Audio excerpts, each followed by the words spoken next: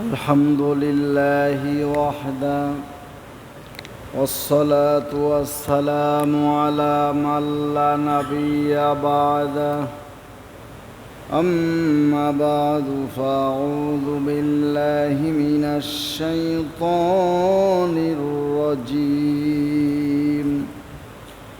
بسم الله الرحمن الرحيم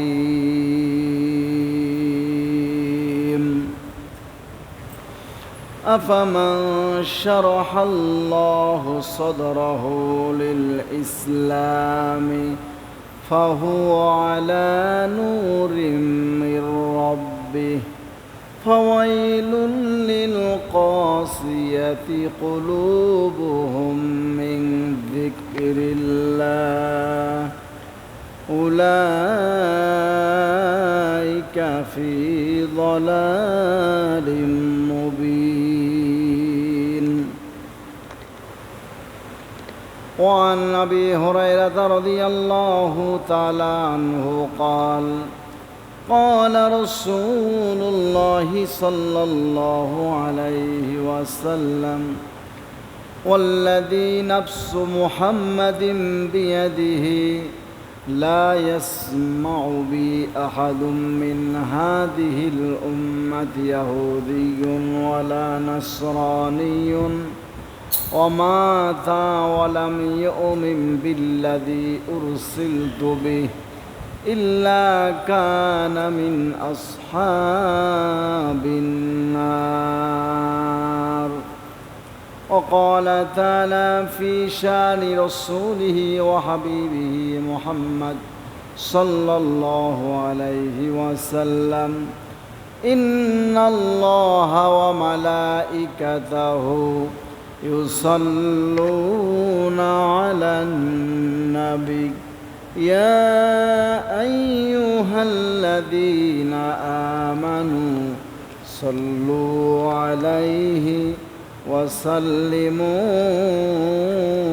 تسليما اللهم صل على سيدنا مولانا محمد وعلى آل سيدنا مولانا محمد সাল্লাল্লাহু আলাইহি ওয়াসাল্লাম।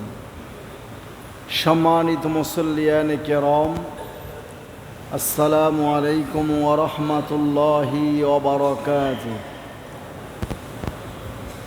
আমরা প্রশংসা জ্ঞাপন করছি, শুকরিয়ার মস্তক অবনত করছি, শুকর ও সুজুদ পেশ করছি সেই মহান রব্বুল ইজ্জাত ওয়াল জালালের শানে, যিনি আমাদেরকে ভালো রাখলেন, সুস্থ রাখলেন এবং পবিত্রতম এই দিবসে পার্থিব জগতের সকল কর্মকাণ্ড কর্মব্যস্ততা থেকে বিরত রেখে তার পবিত্র ঘরে আসার জন্য সুযোগ দান করলেন। সেই মহান মনিবের দরবারে শুকরিয়া আদায় করে বলি আলহামদুলিল্লাহ। দরুদ এবং সালাম পেশ করছি সর্বকালের সর্বযুগের সকল মানুষের পথপ্রদর্শক, শান্তি মুক্তির অগ্রদূত, বিশ্বমানবতার এহলৌকিক পারলৌকিক কান্ডারি নবী মুহাম্মদুর রাসূলুল্লাহ সাল্লাল্লাহু আলাইহি ওয়াসাল্লামের শানে আবারও প্রাণ খুলে চিৎকার দিয়ে বলি সাল্লাল্লাহু আলাইহি ওয়াসাল্লাম। সম্মানিত মুসল্লিয়ান কেরাম, আমি আপনাদের সামনে আল কোরআনুল কারীমের একটি আয়াত পেশ করেছি সূরাতুস সাদ থেকে এবং বিশ্বনবীর অজস্র মুখনিসৃত বাণী থেকে একটি হাদিসের টুকরা তিলাওয়াত করেছি। এরই উপরে সংক্ষিপ্ত আলোচনা করে আমরা সালাতের দিকে যাব ইনশাআল্লাহ। আমরা সিরাতের উপরে আলোচনা করছিলাম। গত জুমায় আমরা মানবতার নবী বিশ্বনবী মুহাম্মদুর রাসূলুল্লাহ সাল্লাল্লাহু আলাইহি ওয়াসাল্লামের চারিত্রিক বৈশিষ্ট্য, চারিত্রিক গুণাবলী নিয়ে আমরা আলোচনা করছিলাম। নবী করিম সাল্লাল্লাহু আলাইহি ওয়াসাল্লাম এমন একটি সময়ে এসেছেন যখন গোটা বিশ্ব, সারা পৃথিবী অত্যাচার, অনাচার, দুরাচার, পাশবিকতা এবং বিশৃঙ্খলার এক জ্বলন্ত অগ্নিতে দাউ দাউ করে জ্বলছিল। মানবতার শান্তি, নিরাপত্তার যেখানে কোনো বালাই ছিল না, এমনই একটি সময়ে জন্মগ্রহণ করলেন যিনি আমাদের প্রাণের নবী, আমাদের প্রাণের রসুল মুহাম্মদ আরবি নবী মুহাম্মদুর রসুল্লাহ সাল্লাল্লাহু আলাইহি ওয়াসাল্লাম মা আমিনার কোল জুড়ে জন্মগ্রহণ করলেন এবং চির এতিম হয়ে তিনি দুনিয়ায় আগমন করলেন। জোরে বলুন ঠিক কিনা?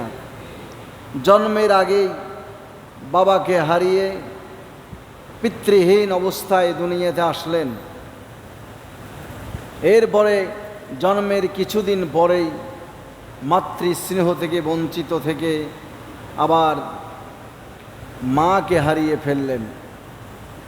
দুনিয়ার ইতিমরা যাতে দুঃখ আহাজারি আর আফসোস করে বলতে না পারে এতিম হওয়ার কি জ্বালা, এতিমের যে কি কষ্ট, এতিমের যে কি যন্ত্রণা, এটা মুহাম্মদ সাল্লাল্লাহু আলাইহি সাল্লাম কীভাবে বুঝবেন? সেজন্য তিনি চির এতিম হয়ে দুনিয়ায় আগমন করলেন। দুনিয়ার সকল এতিমদের সান্ত্বনার বাণী হয়ে মানবতার নবী এসেছিলেন। জোরে বলুন আল্লাহু আকবার।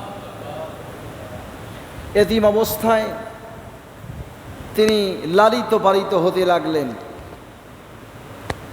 বিভিন্ন ঝঞ্ঝাট এবং বিভিন্ন পেরেশানির মধ্য দিয়ে তিনি আরবের সেই সমাজে বড় হতে লাগলেন।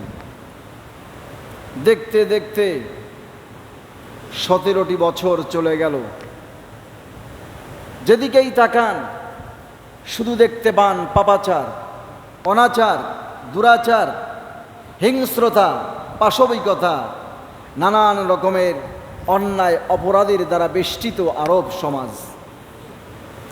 17টি বছর তিনি চেয়ে চেয়ে দেখলেন, একটি পাপের দরজাও তিনি বন্ধ করতে পারলেন না। মানবতার সেই বাস্তব যে চিত্র ছিল, তিনি ছিলেন পৃথিবীর শ্রেষ্ঠ সংগঠক। জোরে বলুন আল্লাহু আকবার। চতুর্দিকের অবস্থা, বিভীষিকাময় পরিস্থিতি দেখে তিনি আরবের এহুদি, খ্রিস্টান, মুশরিক, পৌত্তলিক, কাফেরদের কিশোর আর যুবক সন্তানদেরকে ডাকলেন। এভাবে সমাজ চলতে পারে না, এভাবে মানবতা পরিচালিত হতে পারে না। অশান্তির আগুন এইভাবে স্থায়ীভাবে দাউ দাউ করে জ্বলতে পারে না। তিনি 17টি বছর পর্যন্ত ছিলেন মানবতার কাছে মুহাম্মদ আমিন, আল আমিন, সাদিক, ঠিক কিনা? তাই তিনি যখন আহ্বান করলেন, তার আহ্বানে কাফের, মুশরিক, পৌত্তলিকদের সন্তানরা, কিশোর এবং যুবকরা তারা সম্মিলিতভাবে আমার রাসূলের আহ্বানের সাড়া দিলেন। গঠন করলেন সমাজ সংগঠন, সমাজ সংস্কারের এক উজ্জ্বল নিদর্শন হিলফুল ফুজুল নামে সংগঠন তিনি কায়েম করলেন। হিলফুল ফুজুল সংগঠন কায়েম করে আবার সমাজে অন্যায়, অবিচার, দুরাচারের ব্যাপারে কাজ করতে লাগলেন, পাপাচারের বিরুদ্ধে কাজ করতে লাগলেন। পুরোপুরি তিনি সফল হতে পারলেন না। মক্কার সেই পাশবিকতায় নিমজ্জিত মানুষগুলোর ভিতর থেকে পাপাচার, দুরাচার, অন্যায়, অবিচার, জুলুমকে তিনি মূলোৎপাটন করতে পুরোপুরি সক্ষম হলেন না। হয়েছিলেন কি? হননি। পাপের রাস্তা চলতেই লাগলো, পাপ বিকশিত হতেই লাগলো তাদের জীবনে।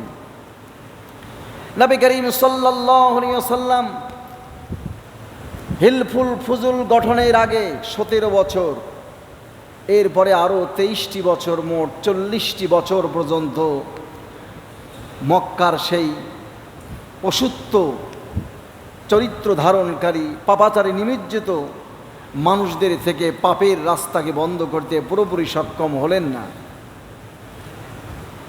মক্কার নিকটেই অনতি দূরে জাবালে নূর হেরা পর্বতের গুহায় তিনি এই মানবতার বাস্তব চরিত্র চিত্র নিয়ে ভাবতে লাগলেন। কি অবস্থায় কোন পদ্ধতিতে মানবতার মুক্তি কায়েম করা যায় তিনি ধ্যানমগ্ন হলেন, ভাবতে লাগলেন। আল্লাহ পাক সুবহানাহু ওয়া তাআলা স্রষ্টা, মানবতার স্রষ্টা আল্লাহ রব্বুল ইজ্জাত ওয়াল জালাল আমার নবীকে সুন্দর উজ্জ্বল সমাধানের পথ কি আবিষ্কারের লক্ষ্যে তার উপরে প্রত্যাদেশ করলেন, ওহী করলেন। মানবতার এহলৌকিক পারলৌকিক মুক্তির মহাসনদ ইকরা বিস্মি রব্বিকাল্লাযী খলাক, চিৎকার দিয়ে বলুন আল্লাহু আকবার। মানবতার মুক্তির সনদ কোরআনুল কারীমের আয়াত নাজিল হলো, আলা সিরাতিম মুস্তাকিম।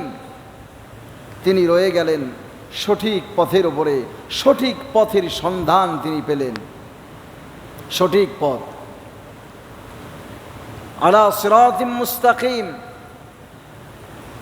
সঠিক পথ তিনি খুঁজে পেলেন, সঠিক উপায় তিনি খুঁজে পেলেন।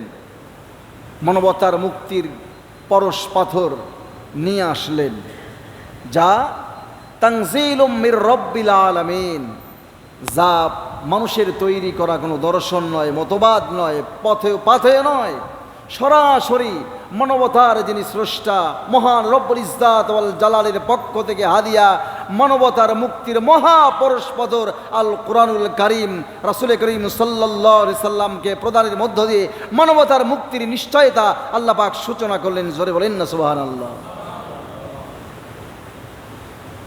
রবের পক্ষ থেকে পরশ পাথর নিয়ে এসে মানবতাকে যে চরিত্র, যে শিক্ষা, যে দীক্ষা, যে আচরণ, যে উন্নত চারিত্রিক মাধুর্যতা জীবন পদ্ধতি দান করলেন, যে জীবন পদ্ধতি পেয়ে তদানীন্তন মানব সভ্যতা পশুত্ব থেকে, উচ্ছৃঙ্খল জীবন থেকে, পাশবিকতা থেকে মনুষ্যত্বের চরম সফলতার শীর্ষে পৌঁছে দিলেন মানবতার নবী বিশ্বনবী মুহাম্মদুর রাসূলুল্লাহ সাল্লাল্লাহু আলাইহি ওয়াসাল্লাম। তিনি কি সমাজ কায়েম করলেন, তিনি কি রাষ্ট্র কায়েম করলেন, মানুষের জীবনধারাকে কিভাবে পরিবর্তন করলেন।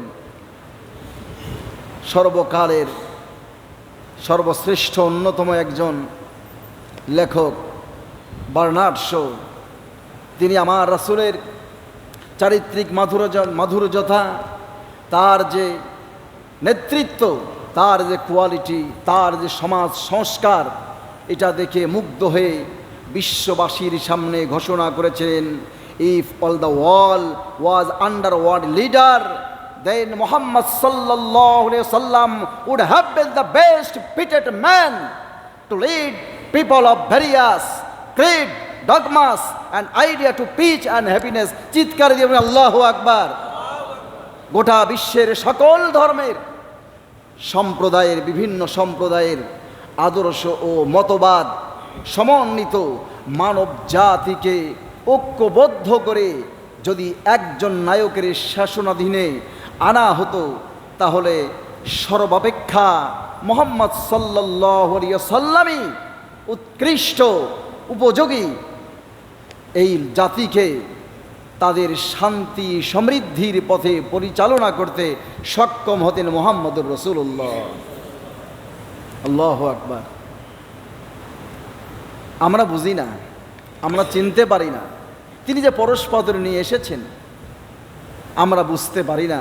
সেজন্যই তো কোরআনুল কারীমে আল্লাহ পাক আমাদের এই না বোঝা মানুষগুলোর দৃষ্টান্ত দিয়ে কি ভৎসনা করলেন।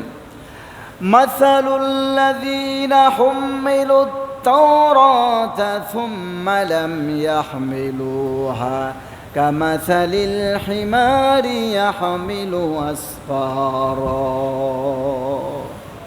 ওই আহলে কিতাবরা যাদেরকে কিতাব দেওয়া হয়েছে, যারা গ্রন্থ পেয়েছে, যারা কিতাব পেয়েছে, মুক্তির মহাসনদ পেয়েছে, পাওয়ার পরেও যারা এর সঠিক ব্যবস্থাপনায় আসতে পারলো না, এই কিতাব দ্বারা নিজের জীবনকে সজ্জিত করতে, আলোকিত করতে পারলো না, তারা ওই গাধার মতো, যে গাধা তার পিঠে শুধু বোঝা বহন করেই চলল, কিন্তু বহন করা মণিমুক্তার মূল্য কদর সে বুঝতে পারল না। সম্মানিত উপস্থিতি, চট্টগ্রাম বিশ্ববিদ্যালয়ের লোক প্রশাসন বিভাগের প্রফেসর আব্দুল নূর, তার একটি বিখ্যাত বই the sayings of prophet Muhammad সাল্লাল্লাহু আলাইহি সাল্লাম, এই বইটি তিনি লিখেছেন। এখানে একটি চমৎকার ঘটনা উল্লেখ করেছেন। মার্কিন একজন তরুণী তার স্বীকারোক্তি, তার বক্তব্যকে উপস্থাপন করেছেন। মার্কিন একজন তরুণী দীর্ঘ 2 বছর মেলামেশার পরিবেশে থেকে বাংলাদেশি এক বন্ধুকে তার সাথে বিবাহের অনুরোধ করেছিল।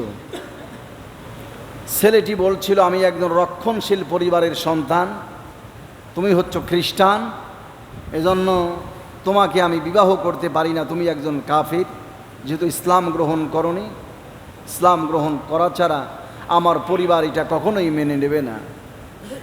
মার্কিন তরুণী তার থেকে জানতে চাইল, আমি ইসলাম কিভাবে বুঝতে পারি, ইসলামকে কিভাবে জানতে পারি। ছেলেটি প্রখ্যাত অনুবাদক ডক্টর আব্দুল্লাহ ইউসুফ আলী কর্তৃক রচিত ইংরেজি অনুবাদের কোরআনের একটি পাণ্ডুলিপি, একটি কপি ওই তরুণীর হাতে তুলে দিল। 2 মাস কোরআন পড়ে গবেষণা করে তরুণীটি এসে বলছে, তুমি যে আমাকে একটা পথ দেখিয়েছ, এই পথে আমি বিমোহিত, মুগ্ধ। ইসলামের সমন্বিত সৌন্দর্য আমাকে আকর্ষণ করেছে, আমাকে মুগ্ধ করেছে, আমি এই মাত্র ইসলাম গ্রহণ করতে চাই।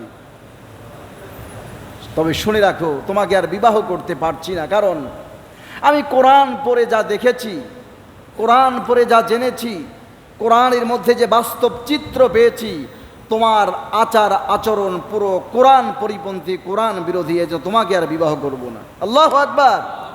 অমুসলিম তারা কোরআনকে বুঝতে পেরেছে, কোরআনের শিক্ষা গ্রহণ করতে পেরেছে, কোরআনের সফলতা সৌন্দর্য উপলব্ধি করতে পেরেছে।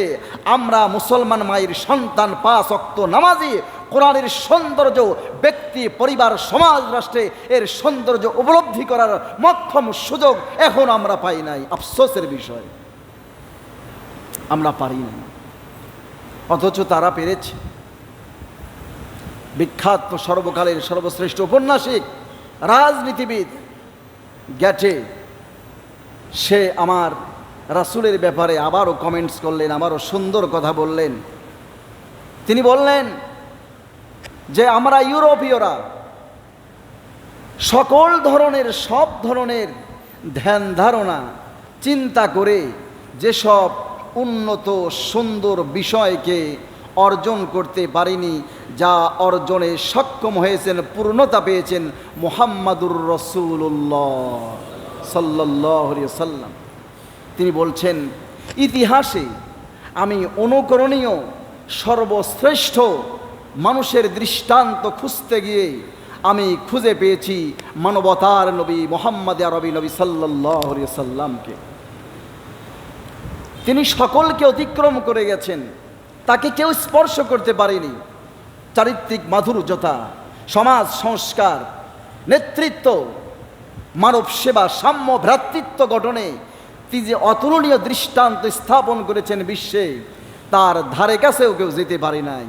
তিনি স্বর্গীয় এবং ঐশী একত্ববাদের বিধান দ্বারা, বাণী দ্বারা মানবতাকে সঠিক রাস্তায় পরিচালনা করতে সক্ষম হয়েছেন। চিৎকার দিয়ে বলুন সুবহানাল্লাহ।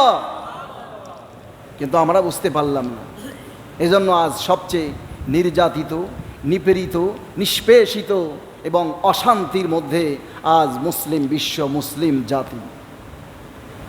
তারা আবিষ্কার করছে আমার মহানবীকে, আমার মহানবীর আদর্শকে তারা আবিষ্কার করছে, তারা অনেক উন্নত আবিষ্কার করছে, উদ্ভাবন করছে, আর আমরা একে অপরে কাদা ছড়াছড়ি, ঠিক কিনা বলেন? তাহলে আমরা সঠিক রাস্তায় পরিচালিত হতে পারিনি। মুহাম্মদ আরবি সাল্লাল্লাহু আলাইহি ওয়াসাল্লাম তিনি সঠিক রাস্তায় চললেন, সঠিক পথ দেখালেন। তানজিলুম মির রাব্বিল আলামিন। সম্মানিত উপস্থিতি, সেই সঠিক পথ তিনি পেয়েছিলেন, যা রব দ্বারা প্রদর্শিত, রব দ্বারা নির্ধারিত, রব দ্বারা নির্দেশিত। আমরা কোন পথে আছি, আমরা কোন রাস্তায় আছি? আর আমার রসুল যে সঠিক পথ পেলেন, আপনারাই বলেন তো। রাসূল তো মনে হয় জাতীয়তাবাদের প্রবক্তা ছিলেন, তিনি জাতীয়তাবাদের নেতা ছিলেন, ছিলেন তো না? ছিলেন? জাতীয়তাবাদের প্রবক্তা ছিলেন, তিনি নেতা ছিলেন? ধর্মনিরপেক্ষতা মতবাদের নেতা ছিলেন? যারা চুপ থাকলেন তাদের কাছে মনে হয় তিনি ধর্মনিরপেক্ষতাবাদ এই মতবাদকে প্রচার করেছেন। আমার রাসূল কি ধর্মনিরপেক্ষতা মতবাদের নেতা ছিলেন? তিনি কি কোনো পুঁজিবাদের নেতা ছিলেন? তিনি কি সমাজতন্ত্রের কথা বলতেন? সোশ্যালিজম, ক্যাপিটালিজম কোনো কিছুই তিনি ছিলেন না। তিনি যেই দর্শন, যেই আদর্শের প্রবক্তা ছিলেন, সেটি হচ্ছে আলা সিরাতিম মুস্তাকিম তানজিলুম মির রাব্বিল আলামিন। মহাগ্রন্থ, মুক্তির পরশপথর আল কোরআনের দেখানো সঠিক পথ। যেই পথের নাম কি বলুন? বলতে পারছেন না? Islam. Islam is a complete code of life. তিনি ইসলামের নেতা ছিলেন। কি ছিলেন? ইসলামের প্রবর্তক ছিলেন, ইসলামের নেতা ছিলেন, ইসলামের পথে ছিলেন। আমরা কোন পথে আছি? আমরা কি ইসলামের পথে আছি? আমরা ওই পথে নাই। আমরা এই 53-54 বছরে আমরা যেই পথে আছি, যেই মতে আছি, সেই পথ মতের নাম হচ্ছে জাতীয়তাবাদ। সেই পথ মতের নাম হচ্ছে ধর্মনিরপেক্ষতা মতবাদ। এগুলো আমাদের কাছে খুব পছন্দ, খুব ভালো লাগে। আমি কি মিথ্যা বললাম? আমি কি মিথ্যা বললাম? যদি তাই না হয়, আপনার মনে যদি এটা লালন না থাকে, এই সকল পথ মতের উপরে যদি আপনি দাঁড়িয়ে না থাকেন, তাহলে 54 বছরের এই বাংলাদেশে আজও পর্যন্ত কোরআনের মতবাদ, ইসলাম নামক কমপ্লিট কোড অফ লাইফের জীবন ব্যবস্থা এখনো কেন মানবতার দুয়ারে এসে সফলতা অর্জন করতে পারি না? এটাই প্রশ্ন, ঠিক কিনা বলেন? বুকে হাত দিয়ে বলুন, আপনি কি যথার্থভাবে ইসলামের উপরে দাঁড়িয়ে আছেন? ইসলামের আদর্শের উপরে কি আপনি আপনার জীবন পরিচালনা করছেন? নবী মুহাম্মদুর রাসূলুল্লাহর আনিত আদর্শ ইসলাম নামক কমপ্লিট কোড অফ লাইফের উপরে কি আপনি দাঁড়িয়ে আছেন? নাই। আপনি যদি না থাকেন, আমার রাসূল বলেছেন, মান তাশাব্বাহা বিগাইরিনা ফাহুয়া মিনহুম। যে ব্যক্তি আমাদের বিরোধী, আমাদের মতবাদের বিরোধী, দর্শনে মতবাদে বিশ্বাসী হয়ে সেই পথ, সেই মতের উপরে দাঁড়িয়ে আছে, যাদেরকে অনুকরণ করছে, তারা যেই জায়গায় থাকবে, এই অনুসারী, অনুকরণকারী, তাদের সাথেই তাদের হাসর হবে। আমাদের হাসর কি আমরা মহানবীর সাথে চাই, নাকি দুনিয়ার এই তন্ত্র মন্ত্র দর্শনের উপরে থাকতে চাই? বলেন। আওয়াজ দিলেন না যে? আপনারা কি ইসলাম নামক দর্শনের উপরে থেকে মুহাম্মদ সাল্লাল্লাহু আলাইহি সাল্লামের অনুসারী হয়ে জান্নাতে থাকতে চান? যদি চাই, তাহলে অবশ্যই মহানবীর অনুকরণকারী হতে হবে।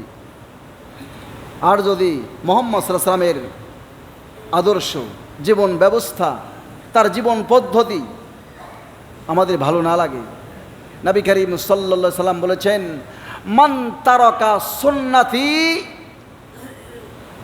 তারাকা সুন্নতি ফাহুম আসহাবুন নার। যারা আমার আনিত বিধান, আনিত আদর্শ পছন্দ করে না, তরক করে, পরিত্যাগ করে, মান রাগিবা সুন্নতি ফালাইসা মিন্নি। যে আমার রাস্তাকে, আমার আদর্শকে, আমার দেখানো পথের উপরে থাকবে না, সে আমার দলভুক্ত নয়, সে আমার উম্মত নয়। নবীজির উম্মত না হয়ে, নবীজির ভালোবাসার উম্মত না হয়ে, তাহলে নবীর সাথে কি জান্নাতে যাওয়া যাবে? থাকতে হবে কোথায়? জাহান্নামে। কোথায়? জাহান্নামে যেতে হবে। এটা কিন্তু আমি বলছি না, হাদিস বলছে। এই জন্য আমাদের ঠিকানা হলেও হতে পারে জাহান্নামে, কারণ হাদিস স্পষ্ট করে বলছে, এই হুজুরের এটা কথা নয়। وعن أبي هريرة رضي الله تعالى عنه قال قال رسول الله صلى الله عليه وسلم والذي نفس محمد بيده لا يسمع بي أحد من هذه الأمة يهودي ولا نصراني مات ولم يؤمن بالذي يرسلت به إلا كان من أصحاب النار।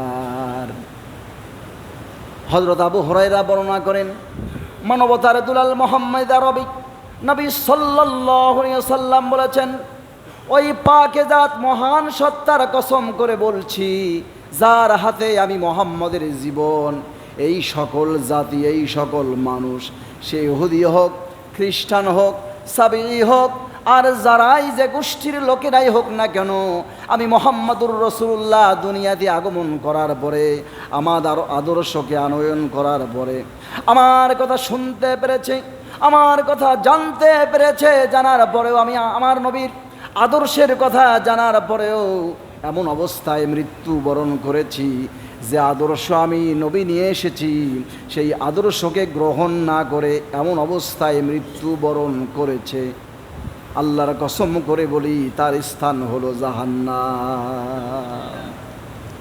তাহলে কি আমরা জাহান্নামে যেতে চাই?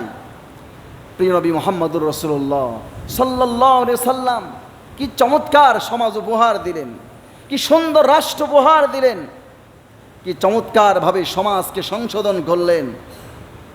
যে সমাজে, যে রাষ্ট্রে তিনি সবার জন্য অধিকারকে সমন্বিত করলেন। জোরে বলেন আল্লাহু আকবার। সর্বকালের সর্বশ্রেষ্ঠ দার্শনিক লিও টলস্টয় তিনি যখন জীবনের শেষ বেলায় একেবারে অসহায় হয়ে, নিঃস্ব হয়ে রাস্তার ধারে মৃত অবস্থায় পড়ে রয়েছেন, তার কোটের পকেট থেকে তার জীবনের নিত্য সঙ্গী হিসেবে যে বইটি পাওয়া গিয়েছিল তা হচ্ছে আব্দুল্লাহ সাহরাওয়ার্দী লিখিত the sayings of prophet Muhammad সাল্লাল্লাহু আলাইহি ওয়াসাল্লাম। এই বইয়ের মধ্যে তিনি একটি হাদিস উল্লেখ করেছেন। নবী করিম সাল্লাল্লাহু আলাইহি ওয়াসাল্লাম বলেছেন, সর্বদা সকল সময়ে তুমি নিজের জন্য যা পছন্দ করবে, প্রিয় মনে করবে, তাই অন্যের জন্য ভাববে। সুবহানাল্লাহ বলতে পারলেন না? এবং যে জিনিসকে তুমি অপ্রিয় মনে করবে, অপছন্দ করবে, অন্যের ব্যাপারও তাই ভাববে। নবী করিম সাল্লাল্লাহু আলাইহি ওয়াসাল্লাম নিজেও যেমন তার এই বাস্তব চরিত্র নিদর্শন তিনি বহাল রেখেছিলেন। তিনি কখনো নিজের জন্য আলিশান প্রাসাদ নির্মাণ করে বসবাস করেন নাই। তিনি সর্বদা দুঃখী মানুষ, অসহায়, নিঃস্ব গরিব মানুষদের সাথে থেকে সমাজে কাজ করেছেন। আবার তিনি মুখেও বলে দিয়েছেন, তুমি যা নিজে পছন্দ করবে অন্যের জন্য তাই ভাববে। তিনি তো সর্বশ্রেষ্ঠ সমাজ সংস্কারক, তিনি সাম্য এবং ন্যায় নীতির উজ্জ্বল নিদর্শন। জোরে বলেন আল্লাহু আকবার। শুধু তাই নয়, রাষ্ট্রকে, সমাজকে উজ্জ্বল নিদর্শন হিসেবে মানব জাতির কাছে পেশ করবার জন্যে তিনি সর্বাপেক্ষা গুরুত্ব প্রদান করেছেন শিক্ষাকে। জোরে বলেন আল্লাহু আকবার। যে শিক্ষার কথা রবের পক্ষ থেকেও প্রথম বাণী ইকরা বিসমি রাব্বিকাল্লাযী খলাক, এই আয়াতের বাস্তবায়ন করে তিনি সর্বপ্রথম শিক্ষাকেই প্রাধান্য দিলেন, শিক্ষাকেই বাস্তবায়ন করলেন। তাই তো তিনি মক্কার ভিতরে দারুল আরকামে তিনি বিদ্যালয় প্রতিষ্ঠা করলেন। তার বিদ্যালয়ের ছাত্র যারা ছিল আবু বকর, ওমর, ওসমান, আলী, যারা মানবতার জন্য এক একজন একটা বিরাট কাণ্ডারি হয়ে মহিরূপে জাতির সামনে নিজেদেরকে উপস্থাপন করেছিলেন। জোরে বলুন না সুবহানাল্লাহ। তাহলে সর্বপ্রথম শিক্ষা মসজিদ থেকেই শুরু হয়েছিল। সুতরাং মসজিদ কেন্দ্রিক শিক্ষা ব্যবস্থা যেই দিন থেকে ভুলুণ্ঠিত হয়েছে, হারিয়ে গেছে, সেই দিন থেকে মানবিকতা এবং সততা, আমানতদারিতা, উন্নত চারিত্রিক মাধুরতা বিনষ্ট হয়ে গেছে। মসজিদ থেকে যখন শিক্ষা বেরিয়ে চলে গেছে, পাশ্চাত্যবাদীদের তৈরি করা সিস্টেমে শিক্ষা চলে গেছে, সেখান থেকে আর যাই হোক মানবিকতা, উন্নত চরিত্র মাধুর্যবান মানুষ তৈরি করা সম্ভব নয়। সুতরাং মসজিদই হচ্ছে শিক্ষা ব্যবস্থার গোড়াপত্তন, যেটা নবী করিম ইসলাম করেছেন দারুল আরকাম দিয়ে শুরু। এরপরে আবারও তিনি শিক্ষা প্রচারে কি ভূমিকা রাখলেন সাম্যনীতির কি উজ্জ্বল নিদর্শন পেশ করলেন। সময় সাপেক্ষ ব্যাপার, সময় আমাকে সাপোর্ট করছে না। আজকের মতো এখানেই শেষ করছি। আজকের আলোচনার শিরোনাম হচ্ছে সবার সেরা আদর্শ বিশ্বনবীর আদর্শ। মুক্তি পেতে হলে এহলৌকিক পারলৌকিক শান্তি, নিরাপত্তা আর উন্নত জীবন ব্যবস্থা পেতে চাইলে আল কোরআনের মুক্তির মহাসনদ যা রাসূল আমার রেখে গেছেন সেই আদর্শের অভিমুখী হতে হবে। তাহলেই শান্তি নিরাপত্তা আসবে। আল্লাহ পাক এভাবেই আমাদের জীবনকে কবুল করুন। আমানতু বিল্লাহ। আসসালামু আলাইকুম ওয়া রাহমাতুল্লাহি তাআলা ওয়া বারাকাতুহু। সুন্নত পড়েন।